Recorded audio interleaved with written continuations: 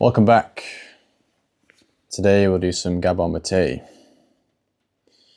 And this will be a follow-on from what we were discussing last time, where we were quoting Irvin Yalom and his criticisms of the diagnostic framing that psychiatry relies upon.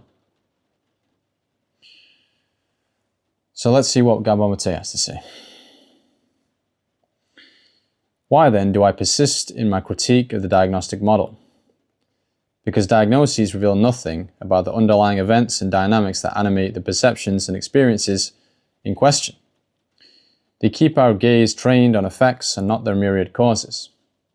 There could be multiple reasons why a child may have trouble paying attention or be restless, disengaged, and fidgety. Anxiety, stresses at home, boredom with materials she finds uninteresting, resistance to the constraints of sitting in a classroom, fear of bullying, an authoritarian teacher, trauma, even birth month, believe it or not. A University of British Columbia study looked at the prescription records of almost 1 billion BC school children over an 11-year period and found that kids born in December were 39% more likely to be diagnosed with ADHD than classmates born the previous January. The reason? December kids entered the same grade nearly a year younger than their January counterparts. They were 11 months behind in brain development.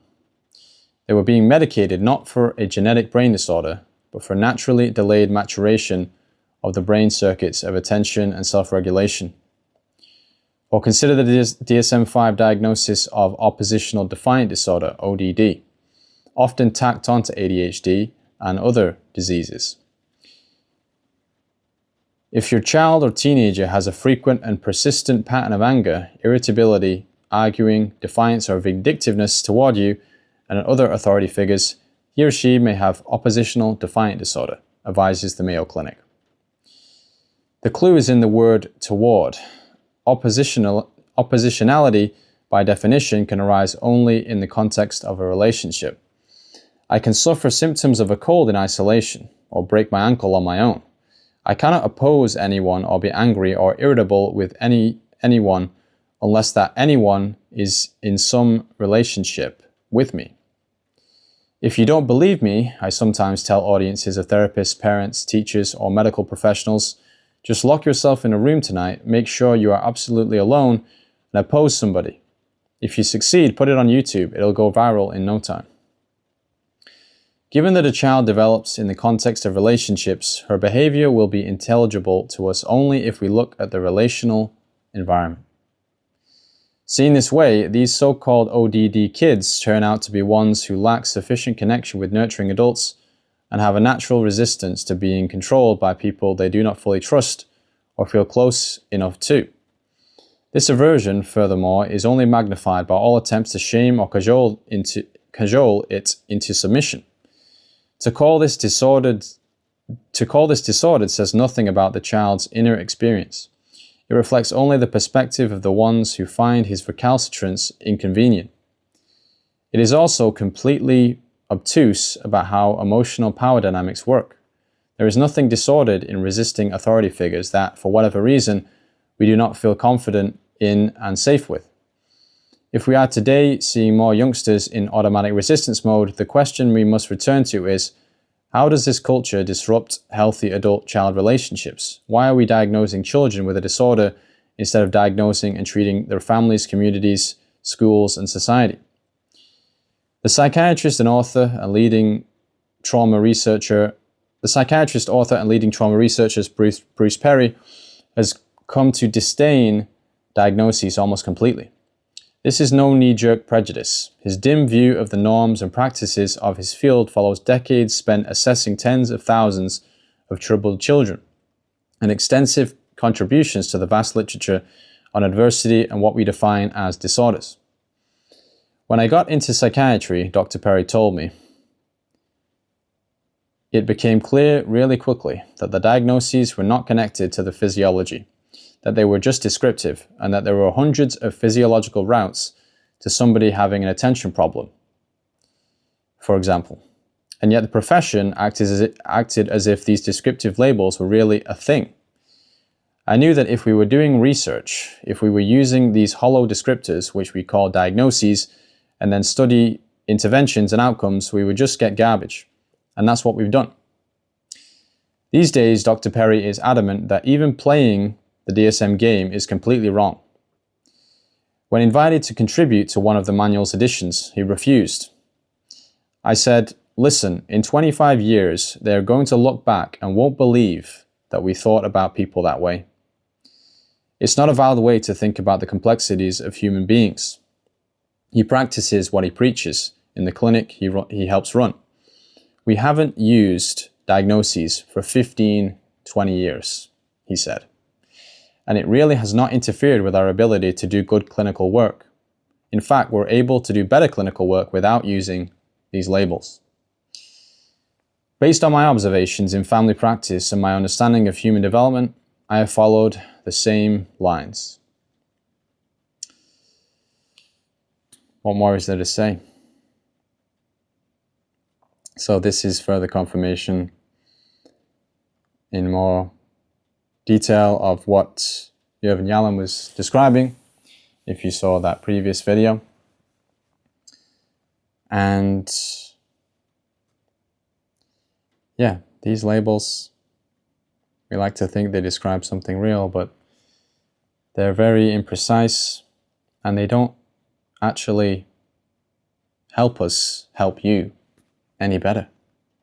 And so that's really what I wanted to talk about today. That's how all this jargon and labeling actually makes my job harder. So if someone comes to me and they tell me I have ADHD, let's say that's person A, and then there's another person, person B, who comes to me and says, I can't focus. Now, you might think my approach is different if one person has, let's say they got it, legitimate diagnosis from a psychiatrist. You might say that my approach to person B might be different, but it's not. In both cases, I lack context and the label adds nothing. In fact, it's just a barrier.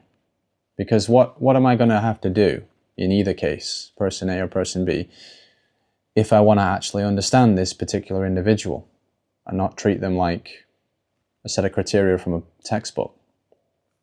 I'm going to have to step over the label and actually ask them, okay, what does that actually look like in practice for you? Just as I would with person B, who says they can't focus. Okay, what does that look like? When can you not focus? Is it all the time? Is it at work? Is it at home? Is it when people are around? Is it when you're alone? For how long? Are there exceptions, etc.? And the same kind of curiosity I'm going to have to show to the person that says they have an illness like ADHD. Without the context, I can't be of much use. So that's just a basic example of how the approach remains the same. I still need to gather the same basic data, regardless of whether there's a label present or not.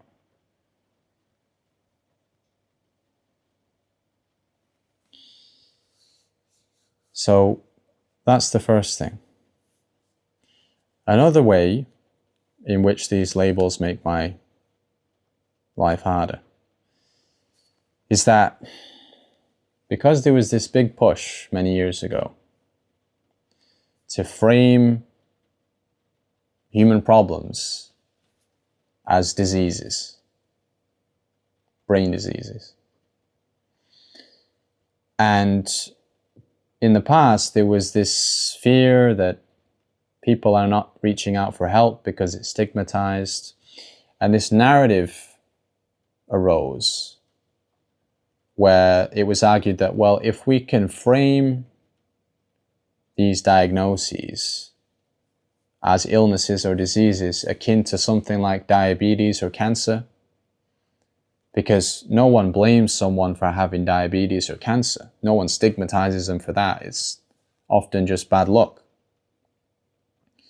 That if we can frame these mental illnesses, so-called mental illnesses, in the same way, people will be less stigmatizing and they will be more likely to reach out for help. So if we argue that they're just the product of an issue with your brain or your genes, some biogenetic factor,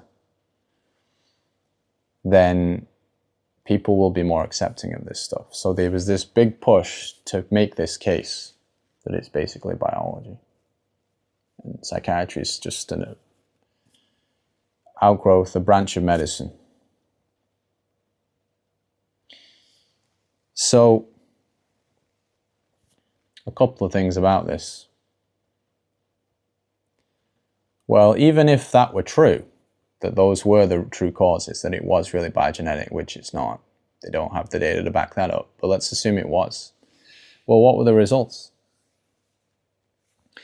Well, there's plenty of studies you can look at that showed that it didn't actually decrease stigma. If anything, people were more stigmatizing if they were asked, what do you believe the cause of these issues are, and they cited a more biogenetic explanation, they were more likely to be stigmatizing.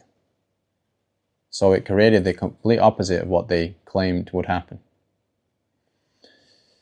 And on top of that, another phenomenon arose, which is this notion of prognostic pessimism, which is that if you convince people that their issues are biological in nature, they become cynical about the outcome, about their future, about their ability to exert an influence over this supposed illness, which can demoralize them and make them less inclined to want to try to better themselves or to do things that are within their control that might actually help. So if you have someone like that, of that mindset coming into therapy, well, it's kind of it can be potentially an uphill battle to help them, because they're already potentially biased toward a view that this is just this innate thing they're going to be burdened with for the rest of their life. And that's hard to work with.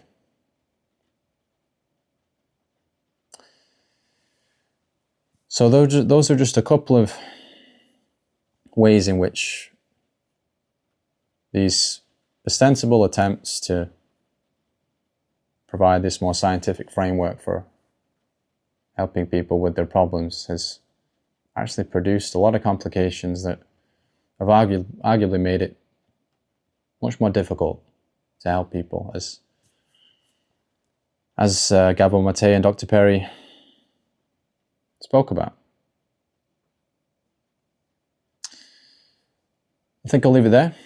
As usual, you can have a look for the book if you're interested for yourself. You can have a look at the book.